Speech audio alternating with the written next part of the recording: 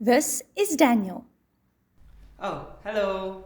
Daniel, what are you doing? Well, I'm reading Proverbs 3, verse 6, which says, Seek God's will in all that you do, and He will show you which path to take. Wow, I love God so much, so I always want to listen to what He says. When Daniel was about 17 years old, he was captured and taken to Babylon. He was taken to the palace to be a slave to the king. The king sent food from his own table for Daniel to eat. Wow! Well, this is not the food that God wants me to eat. But it looks so good, and the king told you to eat it. Well, that's right, but I'd rather listen to what God says I should eat. We should always listen to God before anyone else. And because Daniel listened to God, he was much stronger than all the other people that ate the king's food.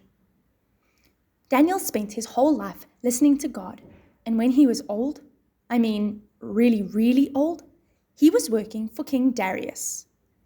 And every day, 3 times a day, Daniel would pray and he would seek God's will for his life.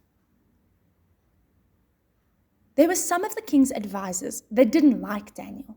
So they tricked the king into making a new law that said anyone who prayed to anyone else, other than the king, would be thrown into the lion's den.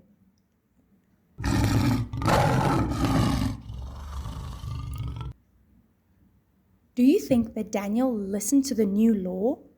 Or do you think he listened to God and that we should not worship anyone else but him? That's right.